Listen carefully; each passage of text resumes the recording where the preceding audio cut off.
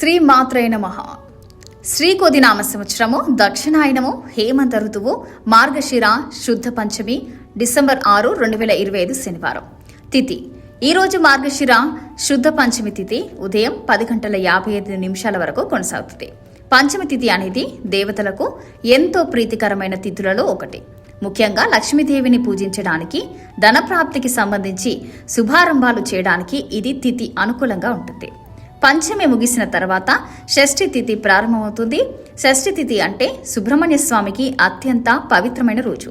సాయంత్రం సమయాల్లో శంఖం, కర్పూరం నైవేద్యాలతో కుమారస్వామి పూజ చేస్తే అడ్డంకులు తొలగిపోతాయని శాస్త్రాలు చెప్తాయి.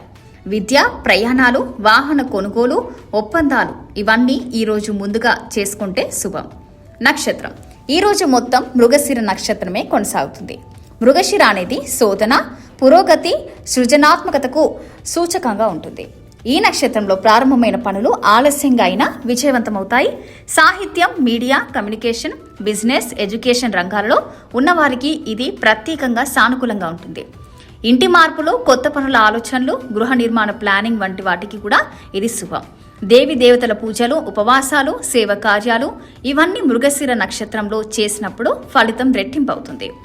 సూర్యోదయం, సూర్యాస్తమయం ఈరోజు సూర్యోదయం ఉదయం 6:30 సూర్యాస్తమయం సాయంత్రం 5:41 సూర్యోదయ సమయాల్లో ఓం హ్రీం సూర్యాయ నమః జపం చేస్తే ఆరోగ్యం మెరుగవుతుందని శాస్త్రాలు చెప్తాయి. ఇంటి తలుపులు తెరిచి సూర్య కిరణాలు లోపలికి రావడం కూడా పాజిటివ్ ఎనర్జీకి మూలం. రాహుకాలం, యమగండం శనివారం కాబట్టి ఈరోజు రాహుకాలం ఉదయం 9 నుండి 10:30 వరకు ఉంటుంది. ఈ సమయంలో ముఖ్యమైన పనులు, డబ్బు పెట్టుబడులు, చర్చలు, ఒప్పందాలు, ప్రయాణాలు ఇవి పూర్తిగా నివారించాలి. యమగండం ఉదయం 6:30 నుండి 8 వరకు ఉంటుంది. ఇంటి నుండి బయటికి బయలుదేరేటప్పుడు ఈ సమయాన్ని తప్పించుకుంటే మంచిది. గూళిక కాలం మధ్యాహ్నం 1:30 నుండి 3 వరకు. గూళిక సమయం మంచి పని కోసం కాదు, కానీ విద్య, అధ్యయనం, చింతన, ప్లానింగ్ వంటి పనులకు మాత్రం ఒప్పక తప్పదు. శుభ సమయాలు ఈరోజు అత్యంత ప్రధానమైన శుభ సమయం అభిజిత్ ముహూర్తం 11:52 నుండి 12:36 వరకు.